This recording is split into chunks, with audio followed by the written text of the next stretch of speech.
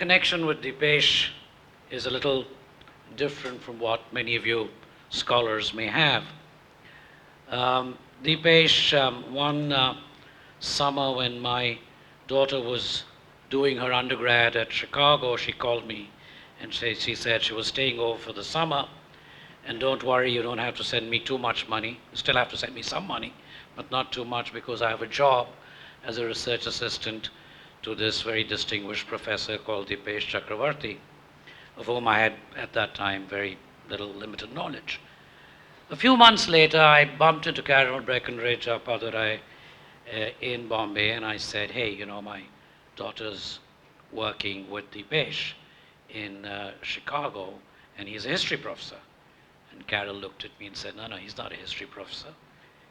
He is the creator of a new school of Indian history. Don't kid yourself. He's more than just a history professor. So since then, one has become friendly with Dipesh and his lovely wife, Rochna, who also has the distinction of giving an A to my daughter in her course. So, and we have corresponded, we have met, and we have stayed in touch. And certainly setting up this center has been something which has been a passion for Dipesh, and a little bit more than a passion for me. We do have Chandrasekhar's photo there. Gary assures me that we now have a bust of Chandrasekhar, which is going to shortly land here, and which we will have our professor of astrophysics come down from Chicago to unveil. So the ongoing connection between Chicago and India is something that we want to keep exploring, and I believe this center, under Gary's leadership and ably assisted by Vishveshwaraya and by Aditi Modi, is doing an extraordinary job. And so I'm so glad we're able to do this function for Dipesh and his book here. The interesting thing about Dipesh's evolution, if you will, as a historian, he started with doing something as crass as an MBA, and then moved on. Or before that, he actually studied physics, which was not so crass. And then he moved on to history. And of course, as you know, we've had so many different schools of history over the last 100 years in our country and elsewhere in the world. He was one of the leading lights, or is one of the leading lights, of the subaltern group. But really, I think what Carol was trying to say is, it's a little bit more than that. You can't slot the man. He's evolved, he's grown, and he's become something quite brilliant and almost oracular in some respects. While the distinguished panel is going to talk about this book, so I won't spend too much time on that. This one, Provincializing Europe, I think was one of the more important founding texts of understanding the nature of Indian history. And frankly, I have no hesitation saying this, because these are all historians here. History is far superior to anthropology or sociology in terms of any value. So understanding of ourselves as we are through history is something that I think Dipesh has brought a lot of intellectual rigor and a lot of emotional sensitivity too. The book has another University of Chicago story, as you will find out when you buy it, which you should. Authors need royalties, so you should buy the book. And it opens with a session that Dipesh has at Regenstein Library in Chicago.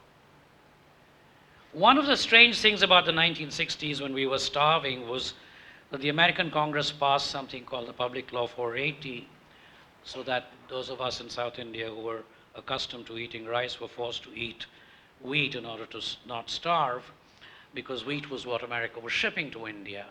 In return, the US government accumulated an enormous amount of rupee funds in India.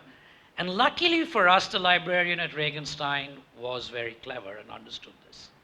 So Chicago became the biggest recipient of Indian books, publications, newspapers. I myself have read in Regenstein 1920s Kalki, Ananda Vigadan, Tamil magazines, which you probably can't find in Madras today. So it became an extraordinary repository. It's not just Deepesh. Ramanujan discovered Ettuthaga and some very important post-Sangam Tamil writings in Regenstein.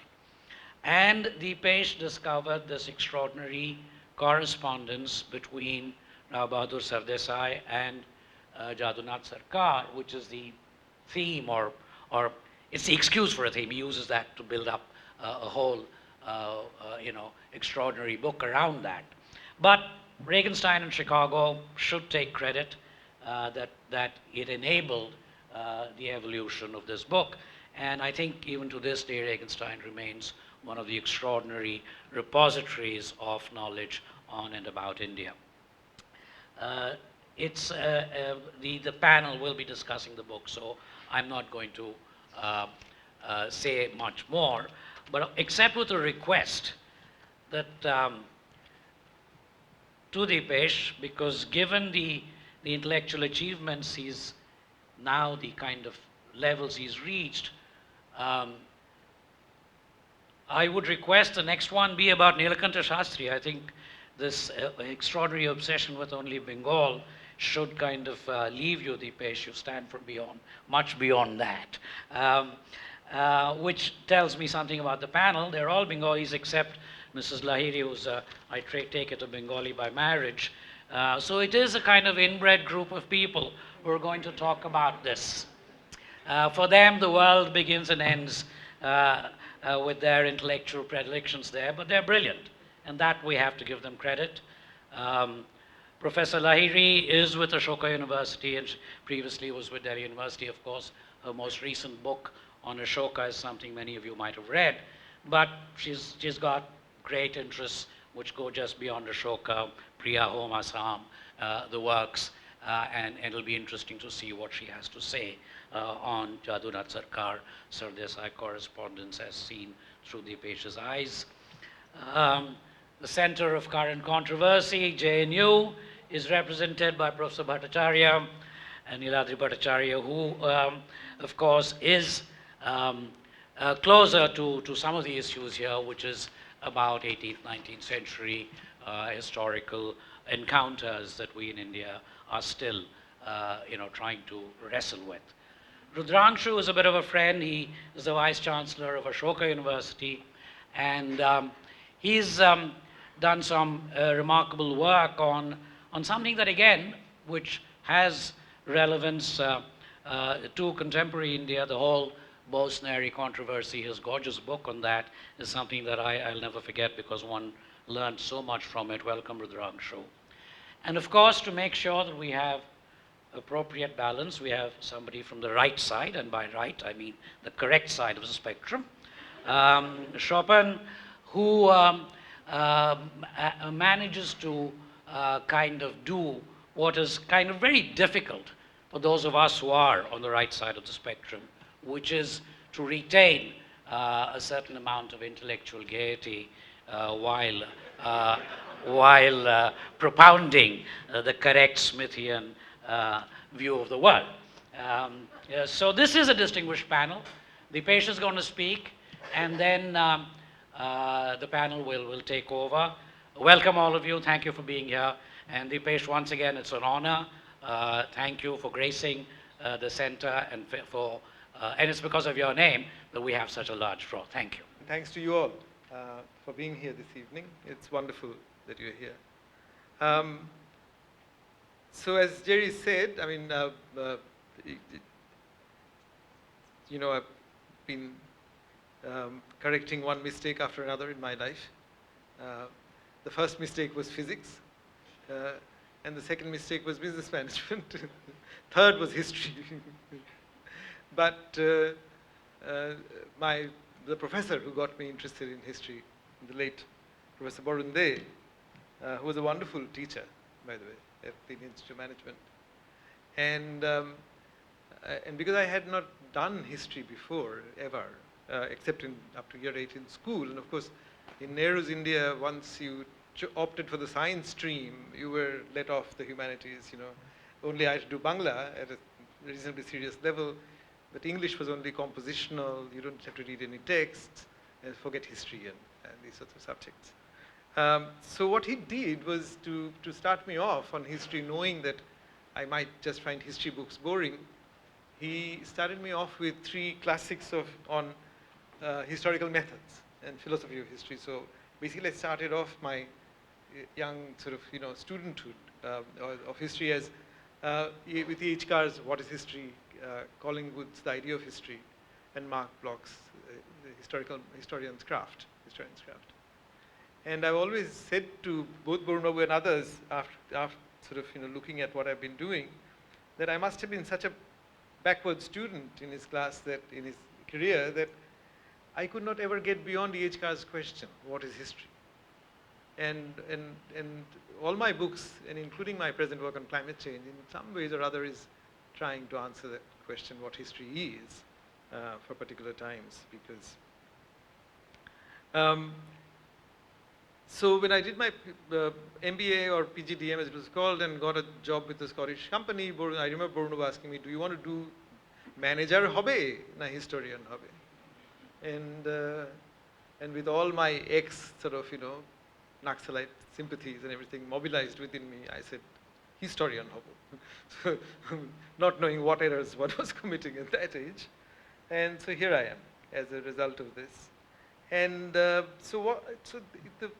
this book, I mean, the origins of the book actually go back to conversations I used to have at the University of Chicago with Arjun Appadrai, actually.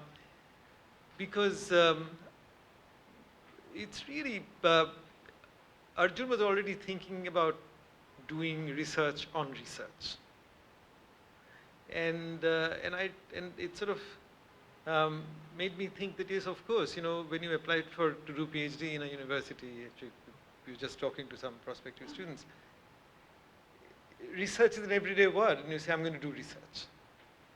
So the question became, so when did that sentence begin to make sense to people, that I'm going to do research? I mean, how did it become an everyday sentence? And this question arose. I developed an interest in the history of the practice called research, because the word research is of 17th century vintage in English. And I have some discussion in the book of what it actually meant before it acquired the kind of meaning we give to it. So I was thinking of that question of doing research on the history of research. And there were other books being published in the meanwhile, History of the Research University. I was reading about 18th century German debates about what should be the highest degree to acknowledge research, master's or doctor.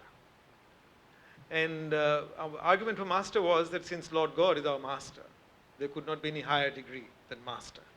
Doctor should be reserved for medical doctors. Anyway, but somehow the doctorate won. And the idea of research got formalized.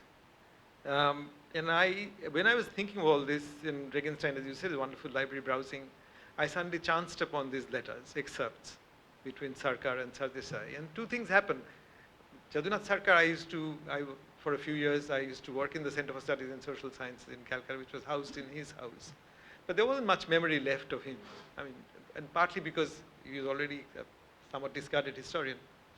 So first of all, it was amazing to find out what a character he was. I mean, everybody spoke of him as a character. And all those stories, like Jagadish Narayan Sarkar tells the story of coming to see him. Actually, that's the story that influences the conversation, the beginning of the conversation I have with him. Jagadish Narayan Sarkar, who later on became a very respected historian in Mughal times, came to see Jadunath Sarkar. And the story that he tells is that Jadunath Sarkar just opened the door into an inch and said, "Kichai." Well, so, he wasn't welcoming of people. And Jagadish Narayan Sarkar explained that he wanted to talk to him about Mughal history, and Sarkar said, "Do you know Farsi? Persian porecho?" And he said, "No." And he just shut the door. And apparently he went back after 2 years, and Jadunath Sarkar opened the door again, and the first question he asked was, "Have you read some Persian?" And he said, "Yes." He said, "Okay, then come in." Stories like if he was talking to somebody had come to see him, and if he thought the time was up for him, he couldn't give this man any more time, he would leave in the middle of a sentence. And the man wouldn't know what he was doing there. He would look around finally. And there's one story which is kind of this idea of idealism of research that I tell in the book, which is told by an old Rajasthani historian, that, I mean, he was allowed to work in Jadunath's library using the documents. And Jadunath you had to sort of write the name of the document on a slip, give it to him. He would bring the document, like in archives, place them in front of you, not say a word. At 3 in the afternoon, he would come with a cup of tea for you and with one for himself. He'd sit across the table from you, sip the tea, not a word, go back. And you'd give the slip for next day. And for 3 days, nobody told this man where the bathroom was. And only when Sir Jadunath was confirmed that this was a genuine researcher, not somebody just straying into his library, that on the 3rd day, he sent his grandson to tell the man where the bathroom was. So, when you read the reminiscences of this man, it becomes very obvious that he's a man who's a character, but he's also deeply interested, profound in the idea of character. The history he analyzes are through character. So it got me interested into the history, apart from the history of research, the history of this idea of character and why it was so influential, why it became part of his historical method. And, or in the letters, he would call somebody who otherwise would remember respectfully, an infernal liar.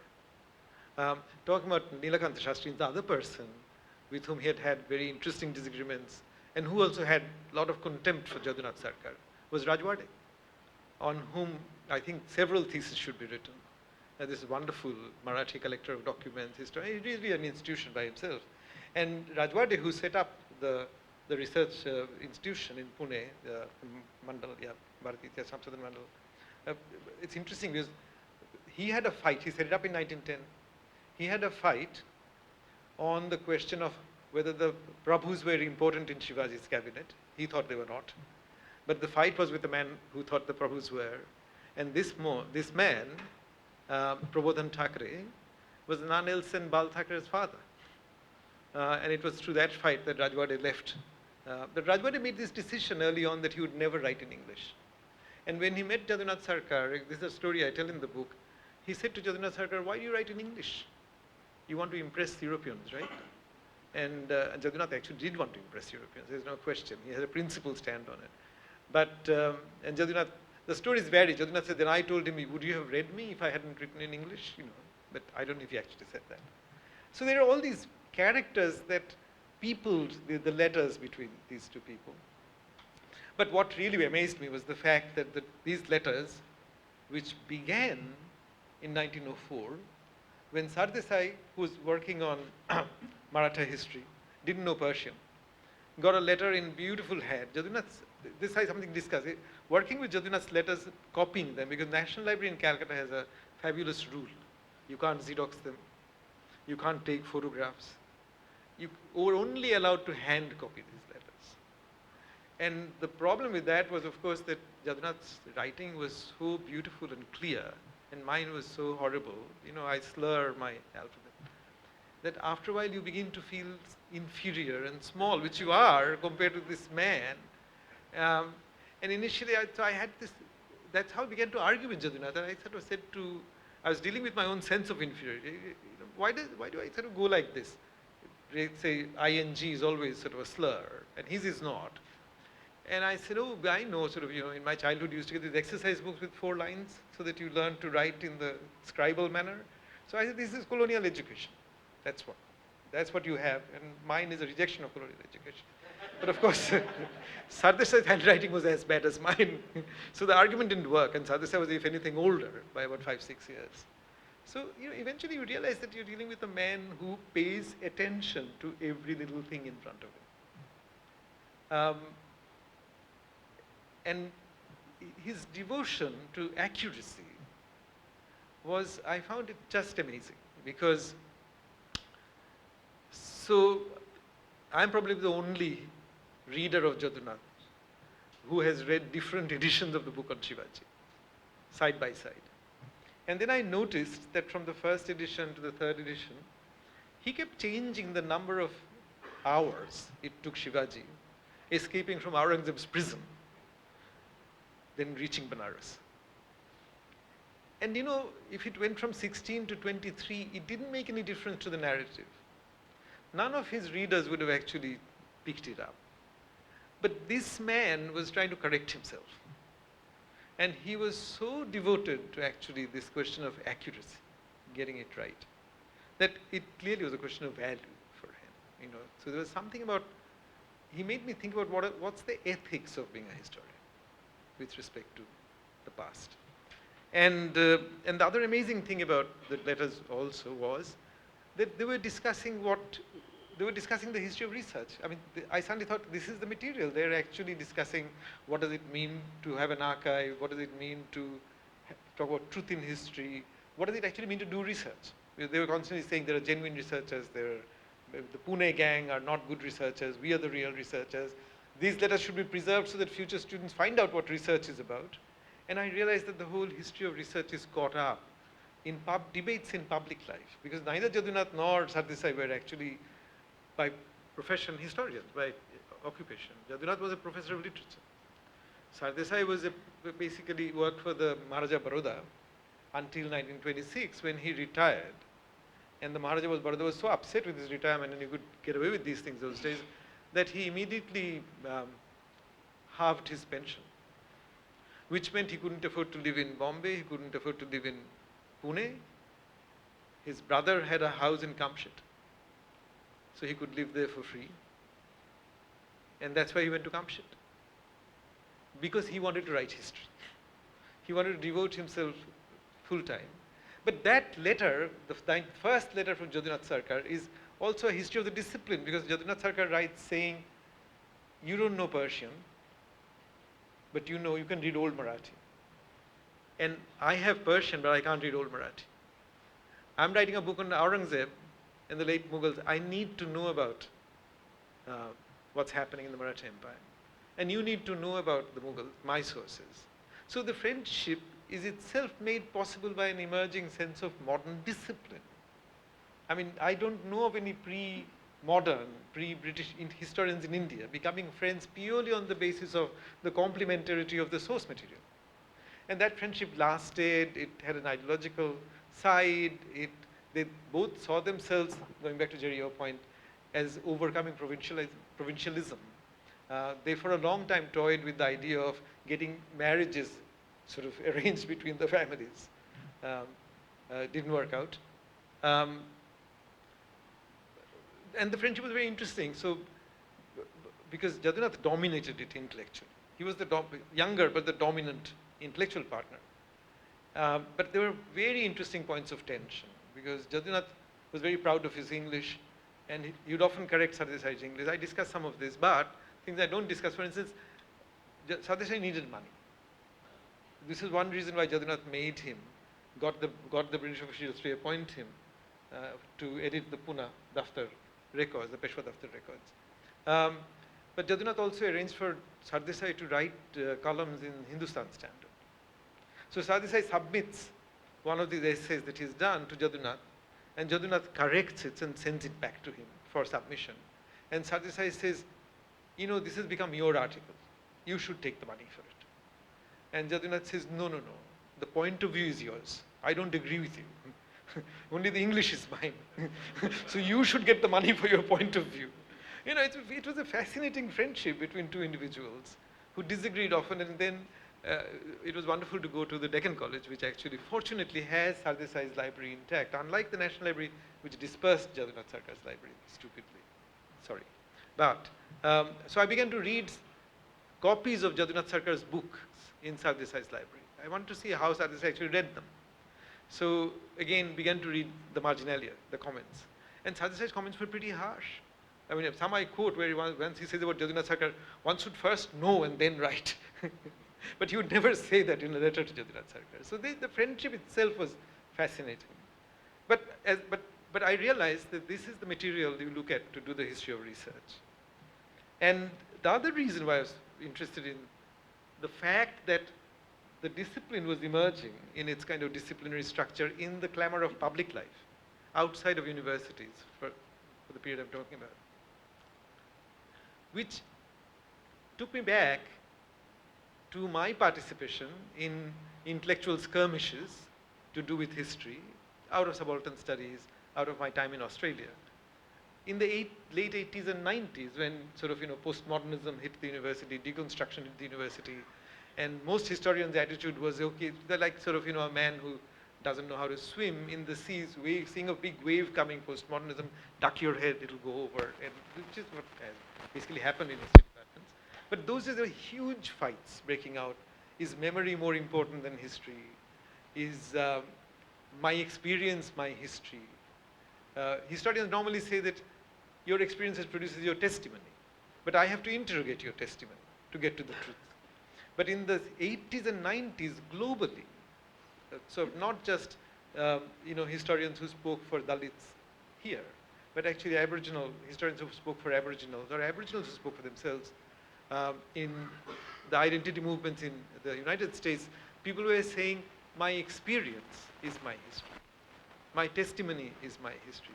And this eventually became a debate between many, in which many important historians from the West participated. But what I realized reading Jadunath Sarkar and people, that all those debates were between historians treated history in the abstract, like is history better than memory? Doesn't matter whose memory, doesn't matter whose history. And reading Jadunath, I realized these are questions where the valence of every term is worked out in particular context. So maybe in a particular context, somebody's memory is more important or effective than what historians find. Maybe in other contexts, history is more important than what you think you'd remember. But so the book is actually kind of a historian's answer to an abstract question. In other words, it's like a historian said, it depends on the context. So you might think it's a weak answer, but that's what the book does. So on the one hand, the book tells the history of research. I'm also trying to answer my own dilemmas, and let me just finish by saying a couple of things. And I'm thinking about the legacy of Jadunath that I see as important in the context of Indian democracy. Because all those debates about history and memory were also debates about democratizing history. And subaltern studies was part of this. So when Shahid Amin wrote about Gandhi in terms of the rumors that were going around about him, and his book on Chaura Chora, which actually ends with memories, but memories of peasants kind of incited by government promise of pension. Right? So kind of Shahid gets into that territory. So this is what I was thinking about in writing the book, is that in any democracy there are two kinds of questions, and they're not the same question. And I think democracies suffer, these two kind of questions arise, and I think democracies suffer when they're not able to preserve both questions or tend to both questions with equal attention. So the first question is, there are many groups, not just subaltern groups, but also elite groups, who in many situations can with legitimacy say that the history I've been given does not make me feel proud of my identity. So Indian nationalists said this with regard to histories of India written by Europeans or British people. Similarly, a low caste person can say, look, the history that the elites have given me makes me humiliated, makes me feel I shouldn't be proud of my identity. This is what Aboriginals were doing in Australia, African Americans have done it. And I think that's a legitimate question. And as a democracy has to attend to it. But what sometimes this question sort of trumps or swamps is another question very important for democracy. And that's where I think Jadunath has a legacy for Indian history.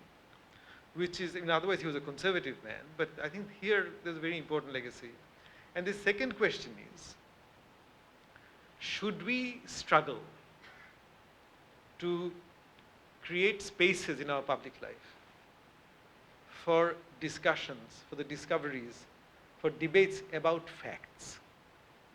Now the reason why I say this is because as a historian, I can see that you come across two kinds of facts. One kind of fact, one is the sort of fact that's obvious. When was Nehru born? Maybe you can, or somebody born, maybe you have the birth certificate. It's not a problematic fact. But there are many facts which leave room for debate, and therefore they have to be inferred. In other words, they're not given to you. You have to infer those facts. from evidence, which means these facts that you have to infer call for rational, evidence-based argumentation. Now, sometimes what happens, a group, it could be an elite group or it could be a subaltern group that feels oppressed or humiliated or made to feel ashamed of itself for whatever reason, invents facts. And then gets very upset if we tell them the fact is invented. And if a democracy moves to an extreme where completely invented facts have to be revered as inferred facts, then a democracy gets into a trouble. So Jadunath Sarkar and Sardesai and all, many of these historians were actually struggling in the clamor of public space where people were debating. Most of our debates before independence was to do with the late Mughal period or early modern period. And Aurangzeb and Shivaji emerged as the two most contested characters, at least in the North Indian scene. And in that sort of turmoil where Sardesai himself was feeling that the Marathas have been hard done by European historians, I need to justify the Maratha, restore Maratha pride. And in that clamor, including Sardesai, these two people and others were struggling to keep a space where facts could be inferred. And to end, let me remind you, many people probably know, those who do read Collingwood. Collingwood, apart from this great book, The Idea of History, gave a lecture in Oxford in 1936 called Can Historians Be Partisan? And his resounding answer to that was, not only are historians partisan, entitled to be partisan, they should be partisan. And he has a very interesting justification for it. His justification was, so long as historians were following the rules of evidence while being partisan, because they would be invested in defending or justifying or proving to the hilt the very partisan point of view that they assumed, it would overall have an interesting improving effect on historical methods. So he was welcoming of partisanship on the part of historians, provided or assuming that partisanship would not squash this space that I was calling the space in which facts are inferred. You struggle the rational debate that takes place about the past. And I think that's where I personally see Jadunath's legacy, or the message of the story that I've written, that Indian history or historiography for the last 100 years or so has been a struggle between these two questions. It should not be a struggle. Eventually in a democracy you have to maintain both. That is the demand that I must have a past that makes me feel proud in my identity. But the struggle and the tension is that you must not let that demand swamp the other question, which is that I need space in which I can infer the facts of the past. Because that's where our investment in methods, investment in rules of evidence, investment in rational argumentation is, and a reasoned public life is. So on the one hand, you don't want a reasoned public life to swamp that first question, that people are not allowed to have pasts that make them feel proud. But you don't want the first question, answering it, you don't want to answer it in such a way as to swamp the space for the second one. And maintaining that tension is, I think, really critical to the maintenance of the public life of pasts in a democracy. Thank you very much. I must thank you for emphasizing the fact about, or the point about how important facts are in a democracy. And this is where Jadunath's lasting legacy is. There's a question that I'd like you to come back to, that is the point that which you ended, but you can come back to it later, the relationship between history and pride. But before that, may I ask Nayanjot to comment on or raise questions about Dipesh's book? Many of the things that you have raised today are actually very, very relevant and important. Now, I might as you know, Jerry Rao may well have felt, a kind of interloper. You know, what is a person who writes on Ashoka in ancient India doing here, talking about Dipesh Chakrabarty's book? But actually, you know, there's a way in which Dipesh's own book breaks the barriers between the medieval and the modern. Where do you place the figure of Jodhunath Sarkar? He's a historian who wrote mainly on medieval and early modern India, but the, you know, his writing was done in the context of modern India, which impacted his work in many, many ways. So I feel absolutely fine as a person from antiquity or who deals with antiquity talking actually about Dipesh's book. Now, the book, of course, is around the persona of Jodhunath Sarkar, whose name is, I mean, he's a historian who's inseparable from Indian history. It's an amazing work that Dipesh has done for all kinds of reasons. First of all, it is a homage of sorts, as Dipesh himself pointed out, to the formidable figure that Sarkar was. Sarkar's ferocious love for the sources, his discipline, you know, which is described as a kind of sadhana, a spiritual pursuit for truth in history, his skills with languages, his prodigious output. All this is actually very movingly brought out in this book. And it is not a homage which is blind. It does engage with Jodhunath Sarkar's contradictions, with the limitations of his work.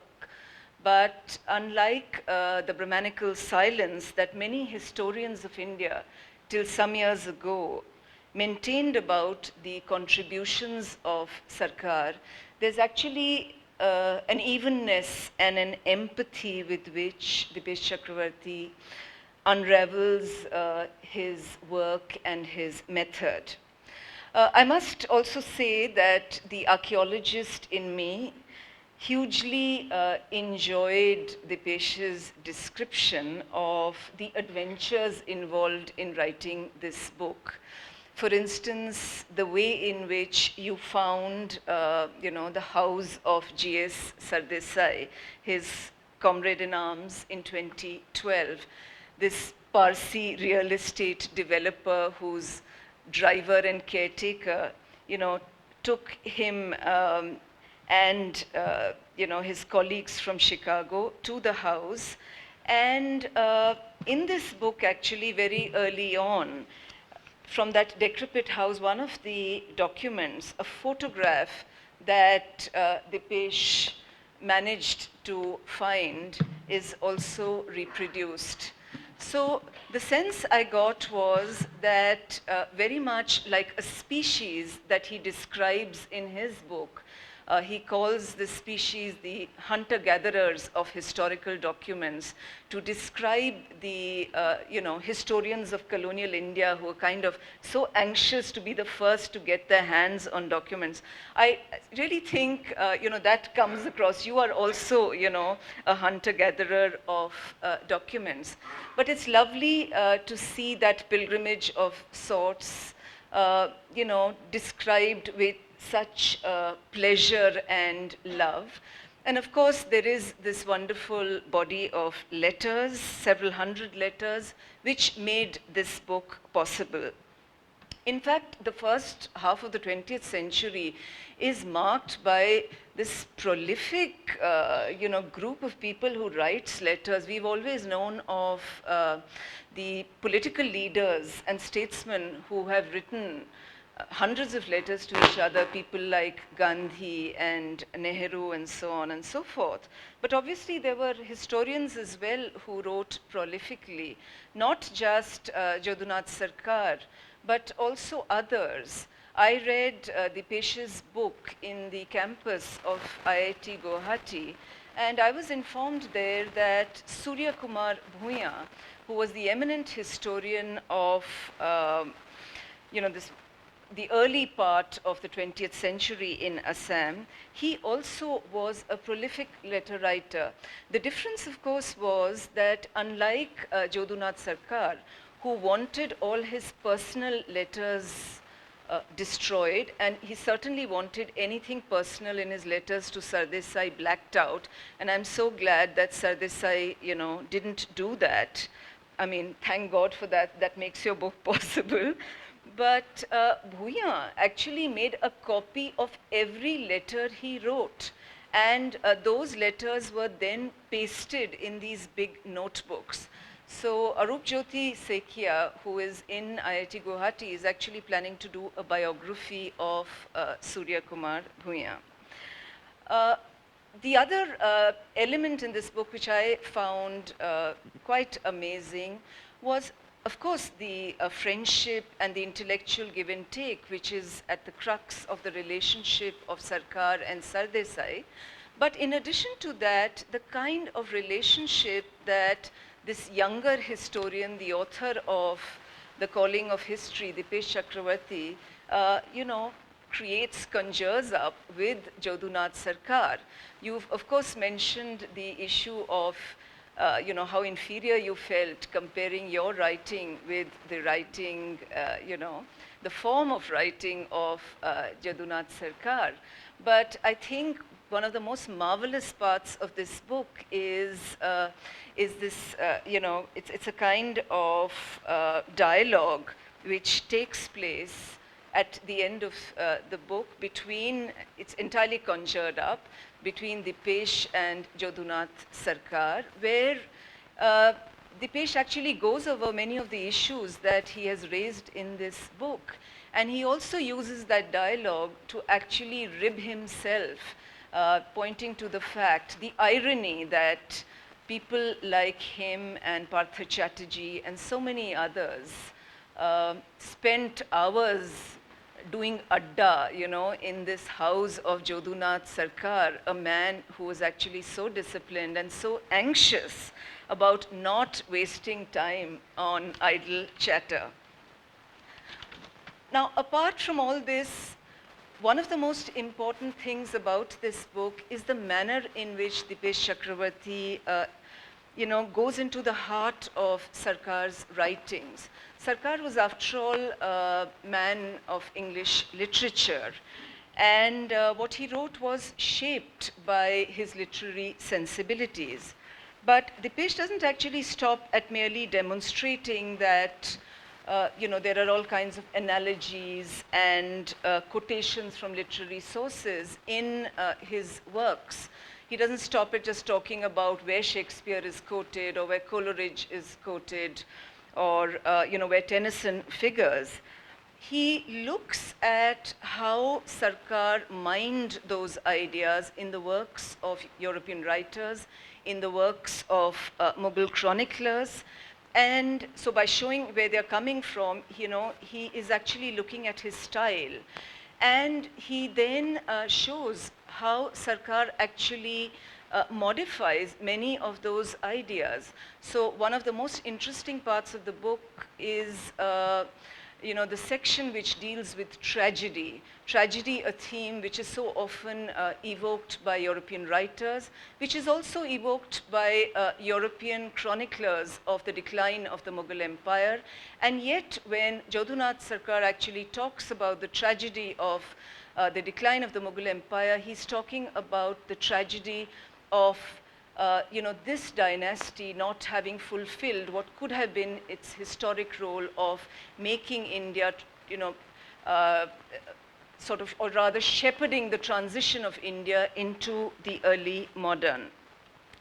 I think it's also interesting that there are others like Jodunath, Didi Kosambi, for instance, who also were people who used their knowledge of literature to write in a beautiful way and to write in a way which is actually quite uncommon among historians of India. And I think what we as historians have failed to adequately appreciate is the fact that you know, one should pay attention to style when you look at the writings of historians. We look at the ideas of historians, but we don't look at the style. And, you know, Dipesh has actually pointed out how important it is to deconstruct the very enduring prose of people like Jodhunath. I have, of course, one question for Dipesh. I'm not entirely persuaded by everything in the book. And the one question which comes to mind is the theme which actually runs through the book. The idea that, you know, that history in the academic sense was first created in the public sphere. And this was much before it became a part of what was researched in universities and so on. I mean, I'm just wondering where, you know, that would stand in relation to, for example, the history departments that are created by World War I in places like Calcutta University, Madras University.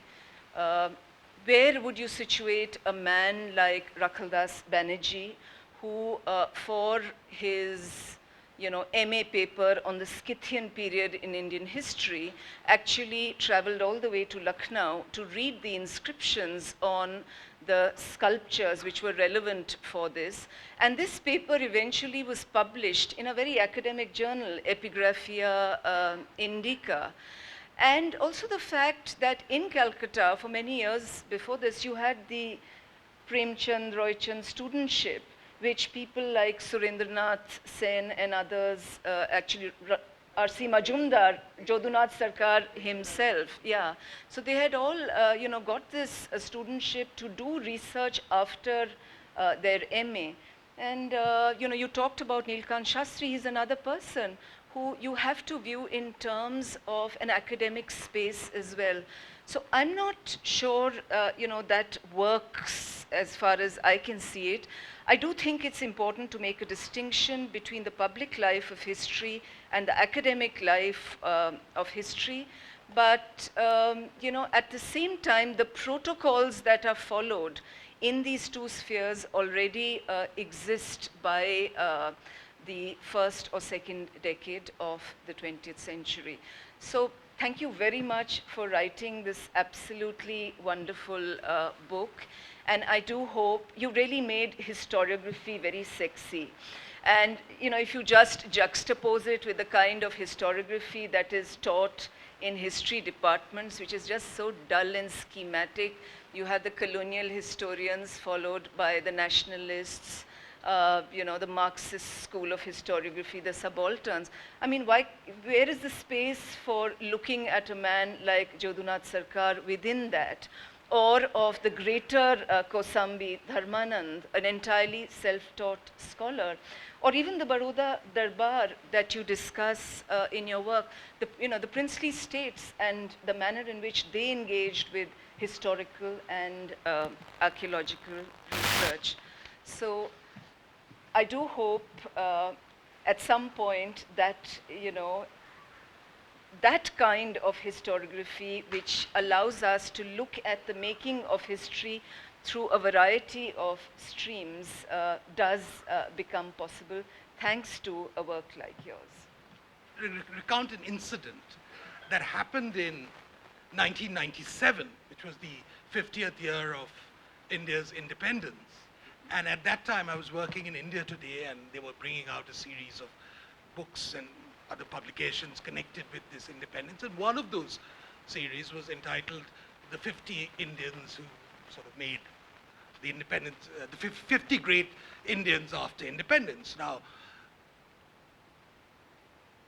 along with a couple of people, I drew up a list, and when someone suggested we should get some sort of domain experts to also vet it so that there's no subjective touch to that. So I sent it, and one of the people on the list was a very distinguished professor, or ex-professor of Jawaharlal Nehru University, and it came back, everything fine, with a red circle around one person, Jadhunath Sarkar. Somehow not acceptable. Of course, I stood my ground and we got it in, and Jagannath Sarkar does feature in that.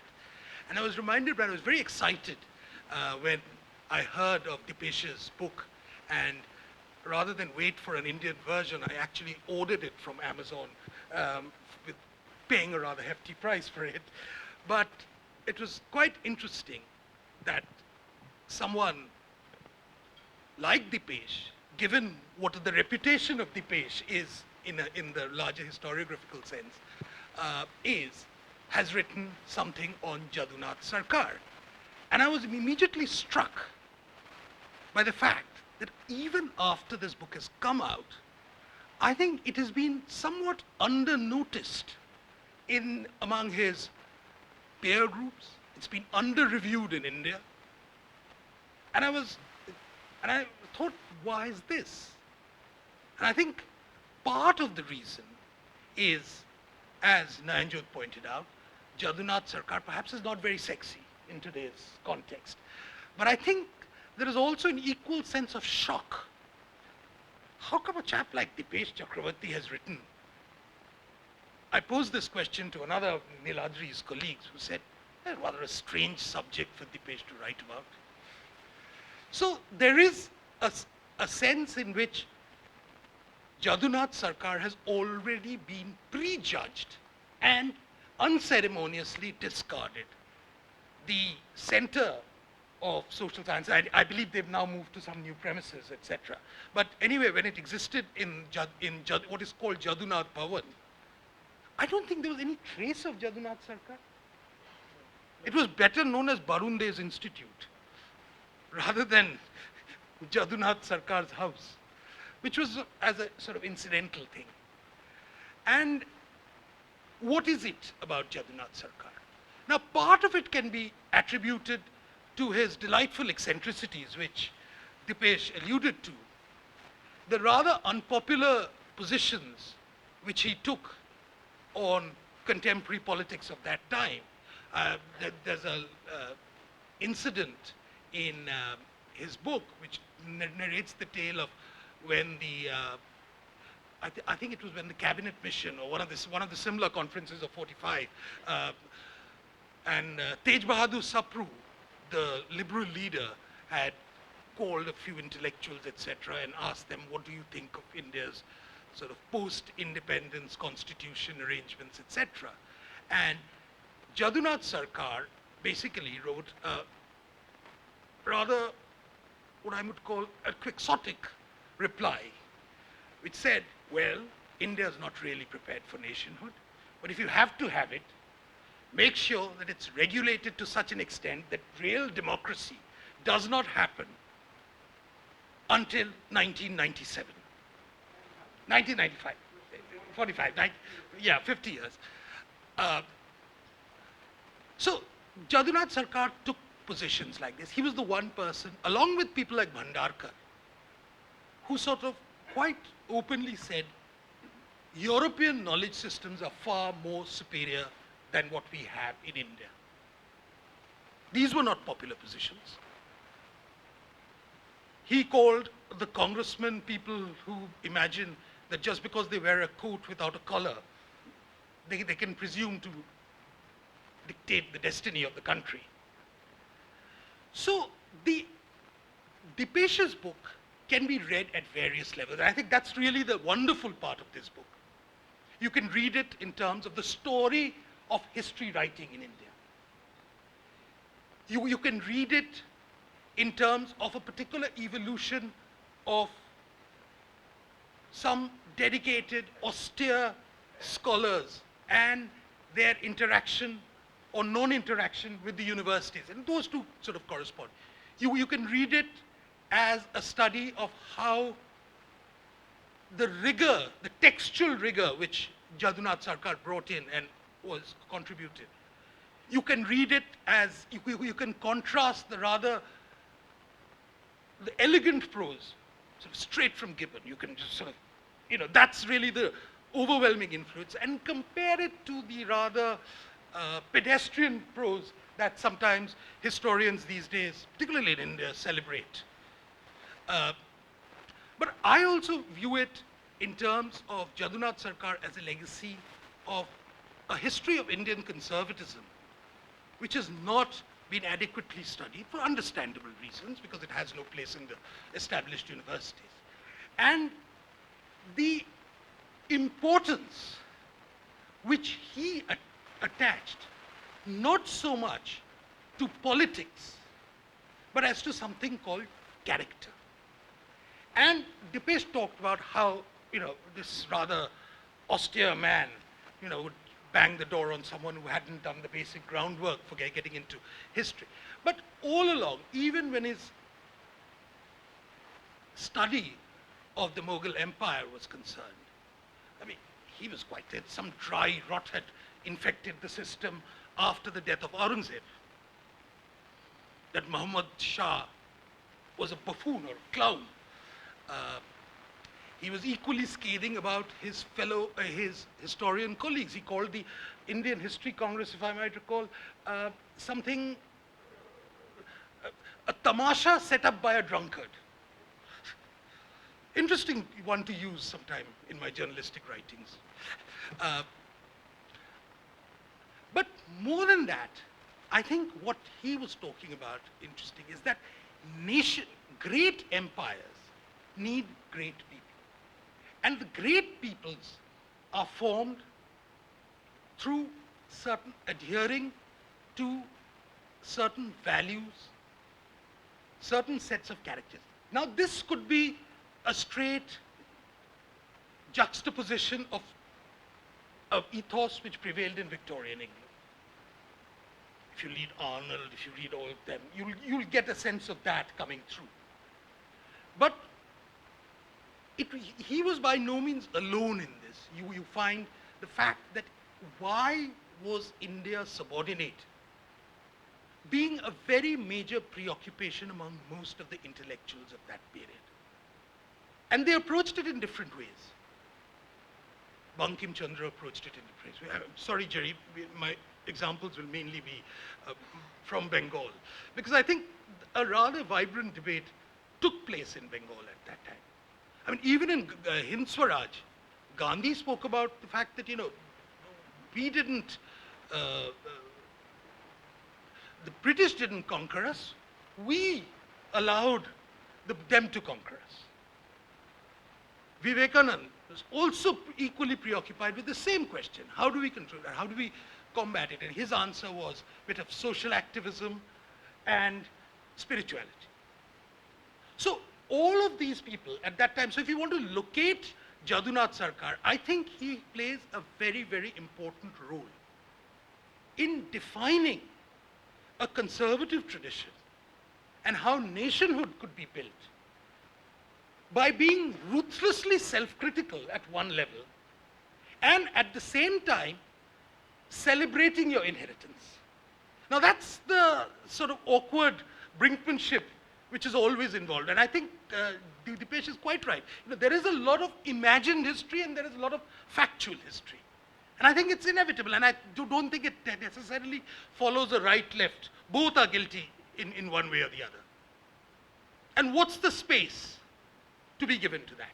And here is Jadunath, who says probably he doesn't allow too much of a space for the imagined part. He is the polar opposite of those historians who today don't go to the archives. I mean, for Jadunath Sarkar would have been horrified not going to the archives, not being able to read the sources. I think, Willie is sitting here. One of the, with due apologies, William Dalrymple, he wrote this wonderful book called The Last Mughal. And I think why that book was very, very seriously pirated in India, not because a Scot had written it, that was part of the problem, but because Willie had actually gone to the archives, discovered mounds of documents which had never been opened by any of the scholars of Indian history. Now, so in trying to repudiate Jadunath Sarkar, you've swung to the other extreme by talking about abstractions, theoretical, and made history, if I may say so, drearily boring. Something which I agree totally with Nayan Jyoti. Probably not for the same reasons. But that is really what it is. So Jadunath Sarkar, in his own way, has a legacy, a very formidable legacy. I don't necessarily believe that every conclusion he had about Mughal history, about the fall of the Mughals, can be upheld today. There's been a lot of subsequent research which has been done. But the encyclopedic work which he did, the methodology which he followed, the assumptions with which he entered those things, I think all of them need to be recorded. I'm not necessarily saying they should be resurrected, although my feelings on this can be a little different. But Dipesh, I really want to compliment Dipesh because he has brought alive a chapter of India's intellectual history which we had forgotten and which we had chosen to forget. More is important. It was a conscious rejection of a tradition. And in trying to bring that and risking perhaps some peer group unpopularity in the process, I would like to compliment Dipesh. Thank you very much for writing this book. It is wonderful. This, I think, is an extraordinary book. I'll begin by making a few comments on what I see the book doing, what Dipesh is trying to do, what his project is, the way I see it. And then I'll talk a little about some of the issues and problems which I see within the book. There are many issues which one can have a conversation with. I'll just point to 2 or 3 of them. What is it that Dipesh is setting out to do? Everyone has talked about his project, but I'd like to re-emphasize the issues that I see as important. One is that in this book, he's trying to suggest a way of doing intellectual history. How to read an intellectual and how not to read an intellectual. So at one level, I think it is an exercise in intellectual history which tries to recover an intellectual tradition and an individual associated with that tradition. He argues, for instance, that from the beginning to the end, that in order to understand an individual, we don't simply look at his work. We have to see what he was trying to do. We have to locate the person within the tradition of a time, within the milieu of the time, within the intellectual atmosphere of the time, and then see what was the realm of the possible, what he could say and what he could not say. And if we judge him from from the framework of the subsequent generation, then we cannot possibly appreciate the project that the intellectual set out to do. So in this sense, he is not posing Yechkar's question, what is history? As he says in one part of the book, he's asking the question, what was history? What was history to Sarkar and what was the history at that time? So that's the project that he sets out. This, I think, is also a wonderful act of salvage, a recovery.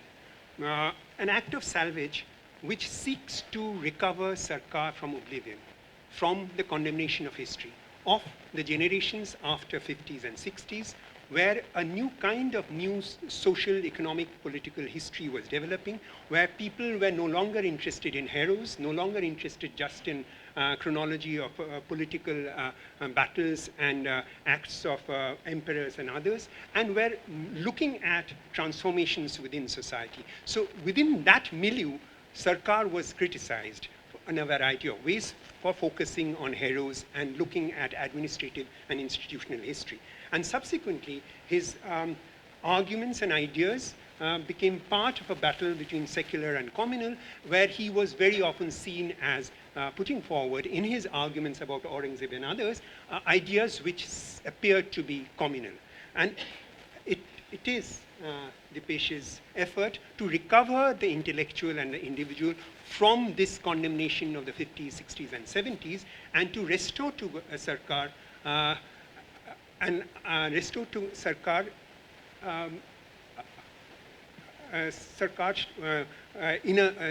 restore to him restore to Sarkar the idea that he was involved in a project which we need to respect, which we need to understand, which we need to elaborate and develop within our time. third, that what Dipesh is seeking to do is to understand Sarkar as a person. He looks at the way he was meticulous, steady, diligent, careful in every step of work. He was caring, he was loving, he celebrated hard work, he celebrated a notion of asceticism.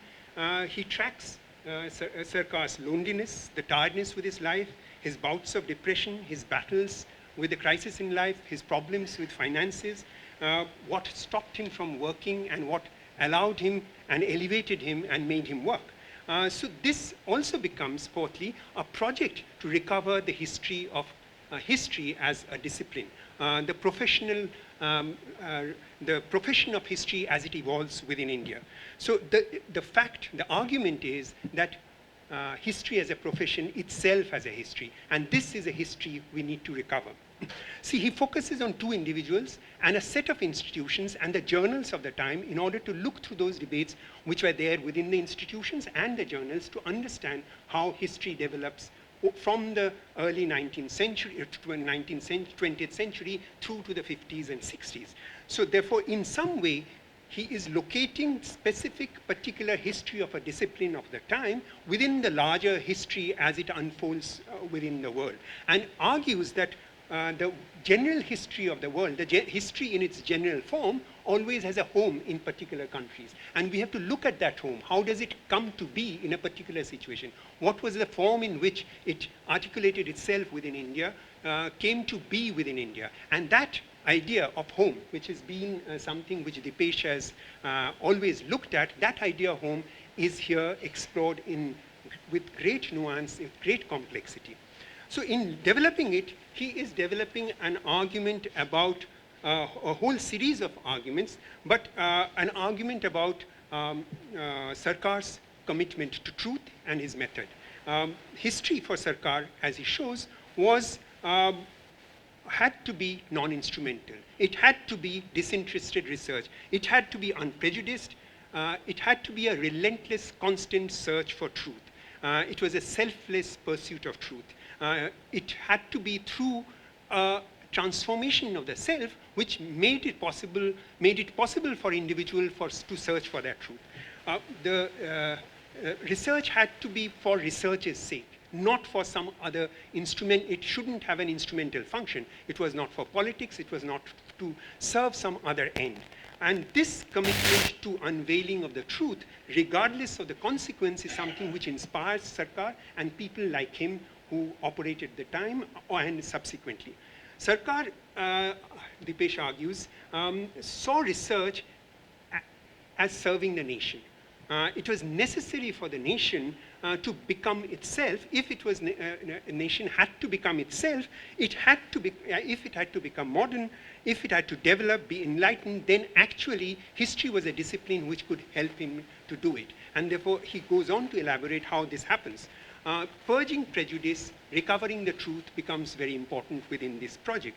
Now, what is important here is how these ideas were not developed in any general sense by Sarkar. He felt that these were ideas that should inspire life, should inspire the practices of the historians in a deeper sense. So he was animated by these ideals, he lived through those ideals, and his work was inspired by those ideals. Now, this search for truth, this relentless search for truth is something which was structured within what is now seen as a positivist frame of reference. And in the 50s and 60s, the rejection of Sarkar was partly because he was seen as a positivist, celebrating facts and factuality at a time when people were looking for social economic forces within history and all. Now, this leads to an argument which the 50s, 60s generation could not accept, to develop, appreciate, and celebrate. This links up with Sarkar's argument about nationalism, his location within the national movement, his location within the developing discipline where nationalist framework of looking at India was being worked out in a certain sense. In tracking these ideals of nationalism, Dipesh is looking at the lineage of the variety of ideas and the way these are being articulated by the individuals at the time. There is no doubt, he argues, that Sarkar is operating within a nationalist frame, yet he's not nationalist in the way that other people are, were nationalists. If India was to become a nation, Sarkar argued, it had to, in some sense, understand and develop the discipline of history. Sarkar searches for the possibilities of the assertion of nationhood within the regions of the Jats, Marathas, Sikhs, and saw the failure of character, betrayals, and incompetencies within them. He felt that if the destiny of the nation had to be developed by, then men of character from within these regions had to develop. Now, this is a framework. This is a framework that he's trying to elaborate over time. And in developing the idea of nationalism, he begins to argue about the idea of this. The idea. Sorry.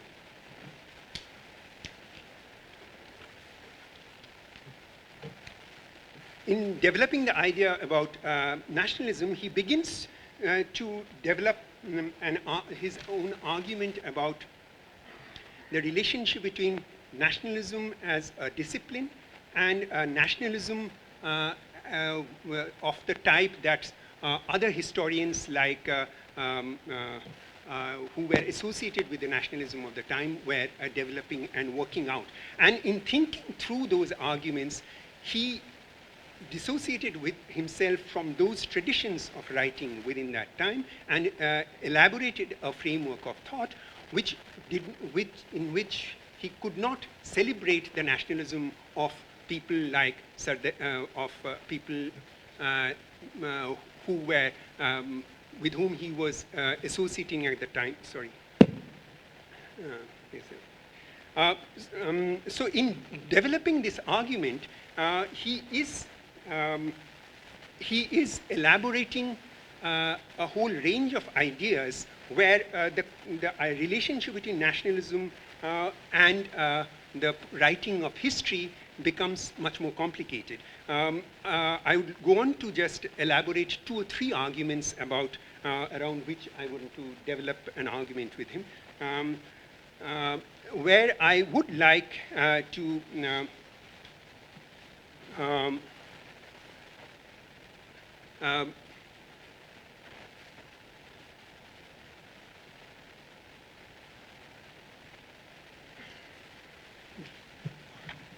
the argument that he develops is an argument where he's trying to develop a difference between the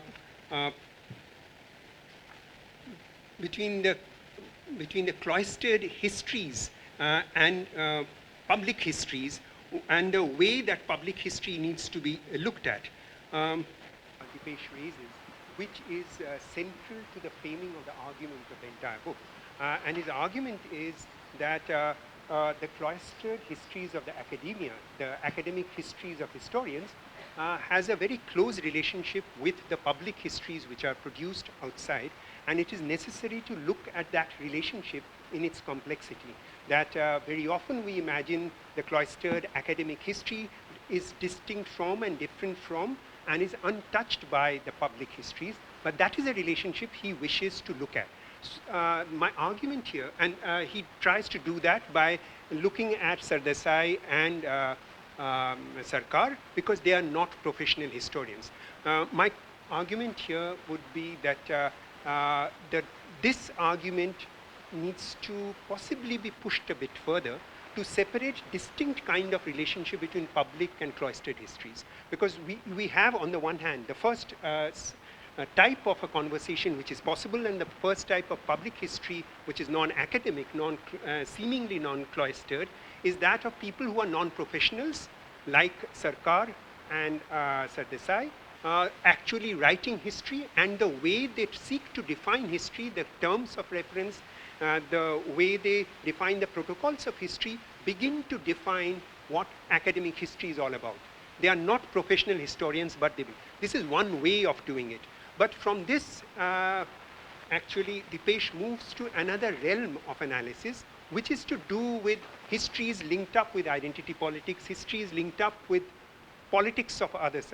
Now, my argument there is, can we distinguish these as distinct from the first type of public history? That is, first type is non-professionals writing about professional history, impacting on professional historians.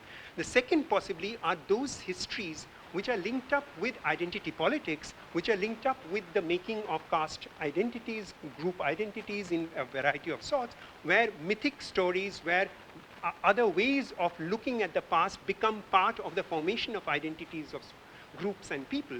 And that history, does it have the same impact on the professional history? And how do we see the relationship between cloistered and public history of this type? Then there is a third type, which is the second type are the sorts that you would refer to as in terms of the wounds that you talk about, aboriginal histories, Dalit histories and all. But the third type are public histories which are deeply ideological, which have been constructed through ideological efforts to produce a certain version of the past, which confront academic histories, which relate to academic histories, and there are debates over histories where very often we talk about communal and the secular and these kinds of debates, but this is not something which is linked up with the identity politics of the second type.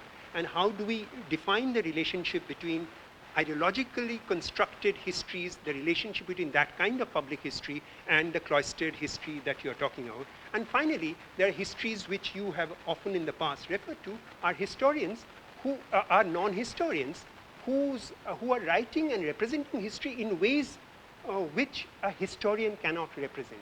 There may be fiction writers, they may integrate fiction along with history and capture the past in ways which are more true to the past than even the historian's representation of the past, because the historian is limited by the archive, is limited by the fact, is limited by the protocols of history writing, and cannot often say things and capture things in the way they believe it has happened.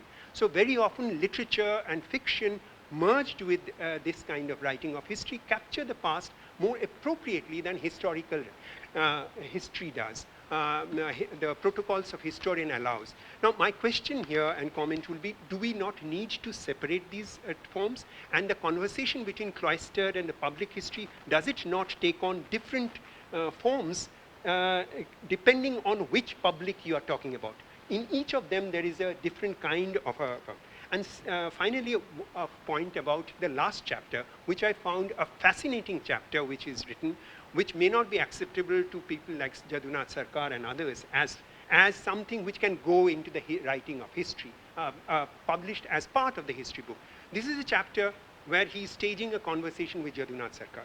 And why I find it fascinating is that what I think does here is to explore a category which has inspired, I think, Dipesh for a very long time, the category of conversation.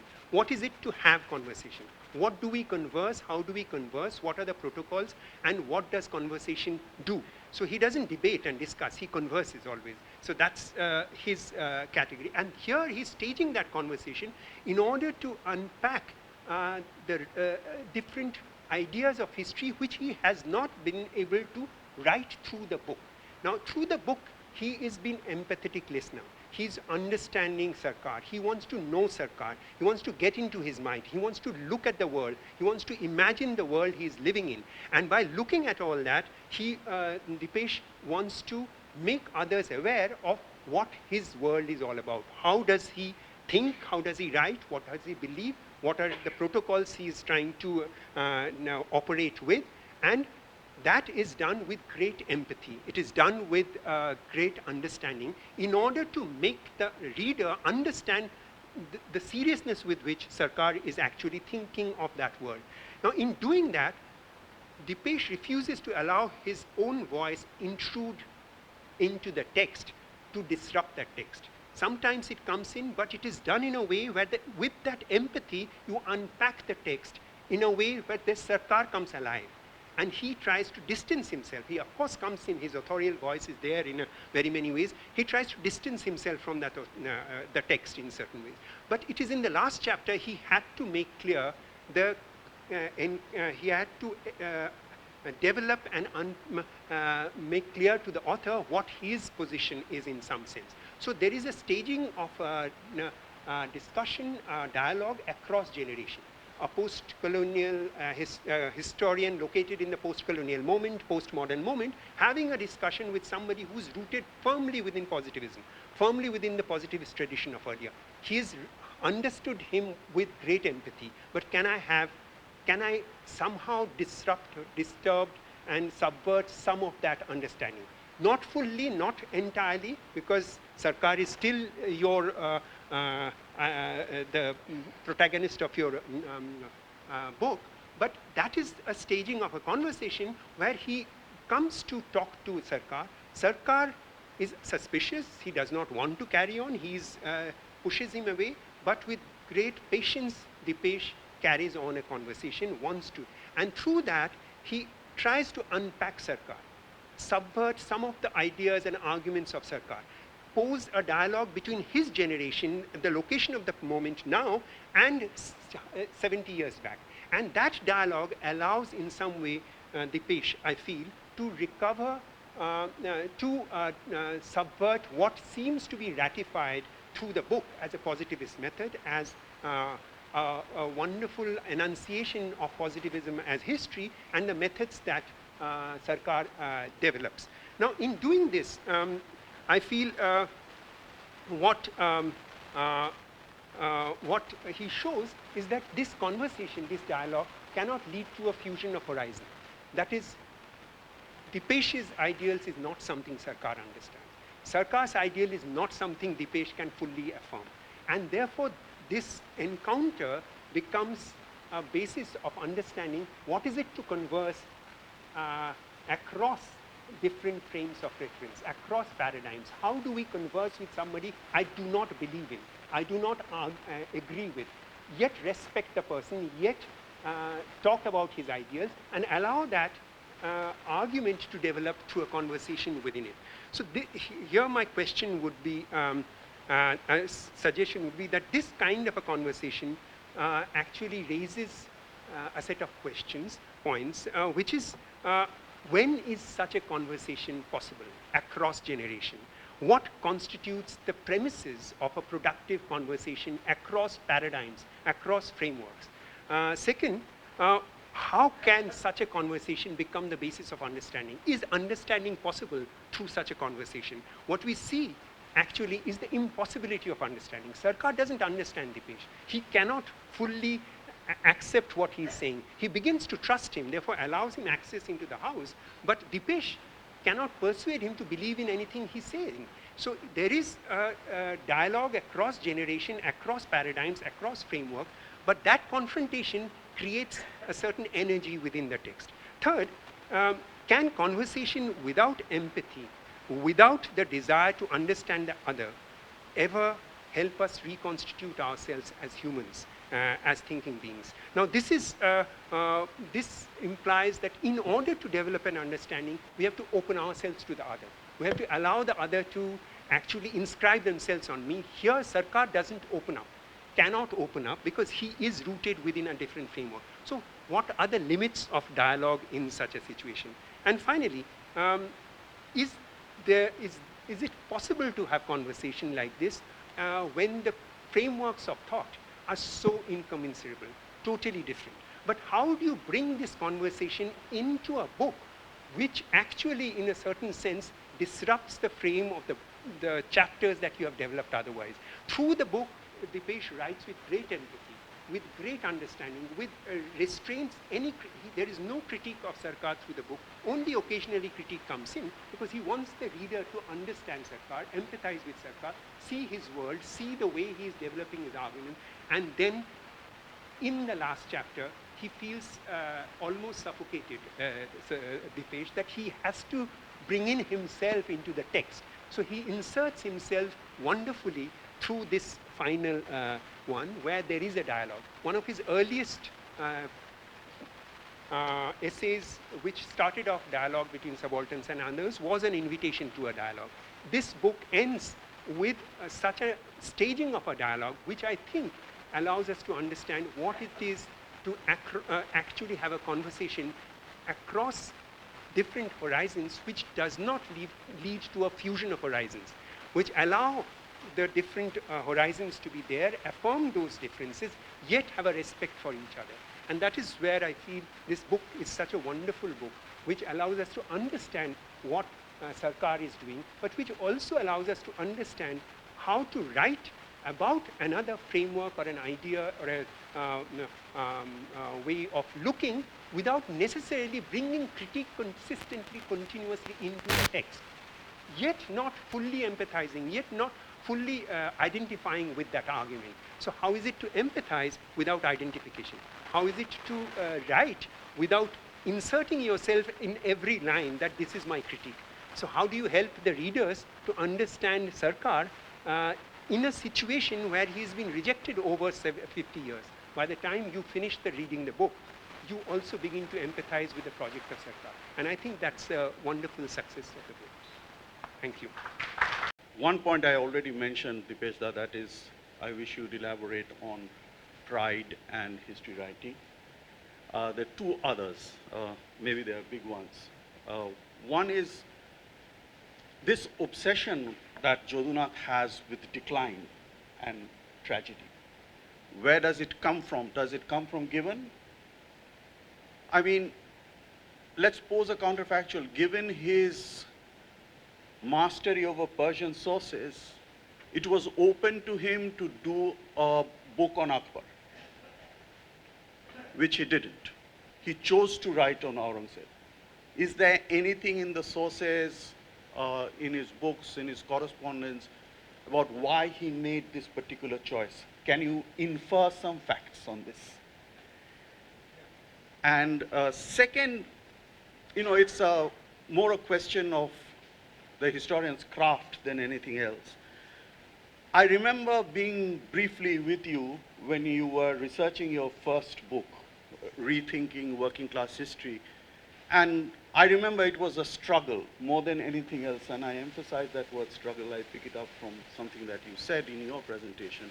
It was a struggle more than anything else to do with scanty resources. You were always struggling to find the right kind of source, the right kind of voice that would tell you about the working class experience. Here, you have not a dearth, but a plenitude. You actually landed a treasure trove. From the point of view of crafting a history, which is a better situation to be in? The general thrust of the discussion so far has been to emphasize Jadunath Sarkar's relentless search for the truth. And of course, Dipeshda has very skillfully pointed out the distinction between invented facts and inferred facts, and the way in which Jadunath Sarkar definitely preferred the latter. But I wonder whether Jadunath Sarkar was as dismissive of imagined or imaginary history as some of the panelists have suggested. After all, he regarded Bankim Chandra Chattopadhyay as a great historian, and Ranjit Guha in his Bengali book, Premo Protarona, cites the authority of Jadunath Sarkar to claim that Bankim's novels like Sitaram and Raj Singho were histories. So it would be interesting to hear from you what it was that he found in historical novels which allowed him to describe its author as a great historian. Now, it may well be, this is just a hunch, that since he was so interested in character, not only was he himself a fascinating character, as you have pointed out, but because he was a master at etching historical characters, that he was fascinated by somebody who wrote historical novels. And of course, there was somebody else who was writing historical plays about precisely the decline of the Mughal Empire, more or less at the same time, in fact, just before Jodhanath Sarkar wrote his monumental history of Aurangzeb. And the playwright who wrote these historical plays I'm thinking about, of course, is Dijendra Lal Roy, who published three historical plays between 1906 and 1909, Mebar Paton, Nur Jahan, and Shah Jahan. And in many ways, I find D.L. Roy's etching of the character of Aurangzeb to be even more fascinating than that of Jodhanath Sarkar, but the interesting thing is that these novelists and playwrights were also engaged in research. You know, D.L. Roy thoroughly researched that era in Mughal history, and he went on to say that unlike Todd and Orme, I was not going to paint the character of Aurangzeb as a monster, a pishach, as was the Bengali word that he used. And he presented Aurangzeb in all his psychological complexity, which made his play Shah Jahan such a great play. So, you know, I'd like to hear a little bit about you, about the extent to which Jodhanath Sarkar may have been accommodating of imagined and imaginary histories, which actually produced masterful characterizations of figures who had played a major role in history. Yeah, the question has come up. Yeah? Sure, yeah. Sorry, you can hear me, right? Okay. You know, in one part of the book, this is the only part of the book where I come, you know, I don't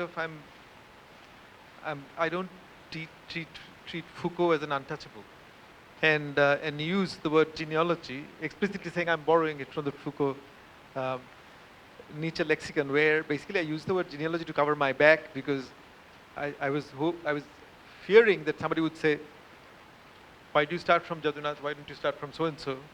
And because Foucault explicitly uses the word genealogy against the word origin, and genealogy entails multiple origins, so I thought this was my way of saying that, okay, this is one origin. But you raised the most substantial question, which is that, so if you think back to Krishnaswamy Iyengar's participation at the same time, and he headed a department in Madras which was called Department of History and Archaeology, right? The Calcutta University sets up in 1919 a new department called the Department of Modern History.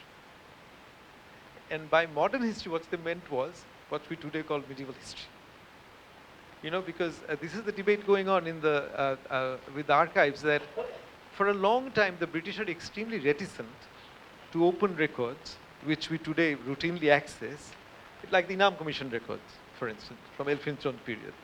They are reticent, thinking that all these records will lead to litigation about this claim and that claim, right? So in some ways, Jadunnath is, in the 20s, 30s, he's saying, say, what are the eyewitness sources from which we can reconstruct Mughal history? And I think, so in some ways, when I said history, what I meant was more textual history. In other words, I don't say so much about it, and I should have. I mean, I should have made it clear that Jadunnath himself was actually full of praise in private correspondence for Rakhal Das. And remember that by the time Jadunnath is coming into his stride, the debate between Rakhal Das and Haraprasad Shastri about the nature of sources, you know, Pathure Praman, has already taken place, right? So he always, but on the other hand, there is the story of Haraprasad Shastri, you know. So there's a point in, at least in Calcutta, where Indology, ancient history, are treated together. And Ashutosh sets up the Department of Modern History so makes modern history into a researchable subject at the MA level, at a postgraduate subject. But what they mean by modern history is this early modern history, because of limitations of what sources you could actually look at. But it still is a very interesting point. I mean, your overall point remains, and I think one should go and look back. And I don't do enough of what you suggest I should have done, and I take that point. But it also speaks to, partly to the Shugata's questions and to Rudakshu's question. So, I mean, he did edit Beveridge later on, but, I mean, he comes to Aurangzeb, at least in the 20th century, the early essay, not I'm talking about, he comes to Aurangzeb, it's very clear, from a very nationalist point of view. Because he's interested, I mean, if I'm extremely charitable to Jadunnath, unlike the way that people have read him, this is a man who is trying to explain to himself, why the hell did we have to go through British rule in order to modernize? Why couldn't we have been like the Japanese? In other words, look at the world around you, copy Westerners. So his regret that even though the Mughal saw books, they had no interest in the printing press. And he says even a stone lithography wasn't important. So so as I discussed it, so he also talks about Aurangzeb as a tragic character, but the bigger tragedy is actually for Jaduna. And the tragedy is, if he looks at, it's the promise that Akbar holds out by unifying the country.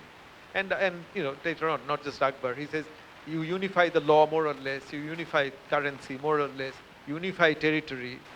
Now all that Aurangzeb had to do was to build on that.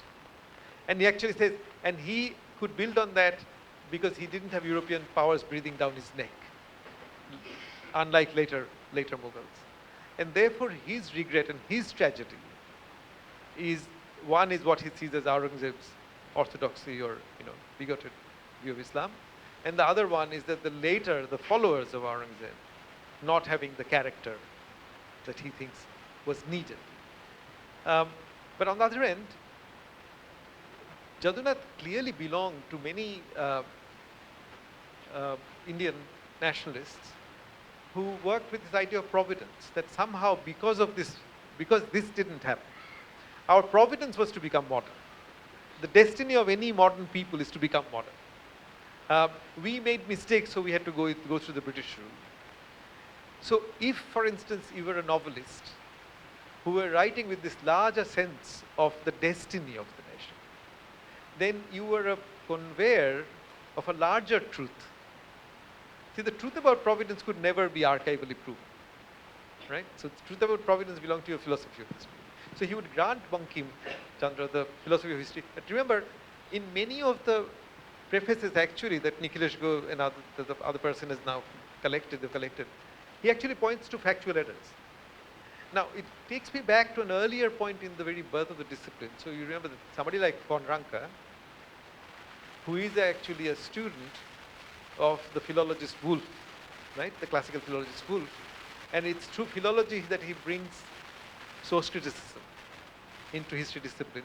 You know that Ranke for a long time was toying with the idea of becoming a novelist because he was so influenced by Scott's historical novels, particularly historical novels with footnotes.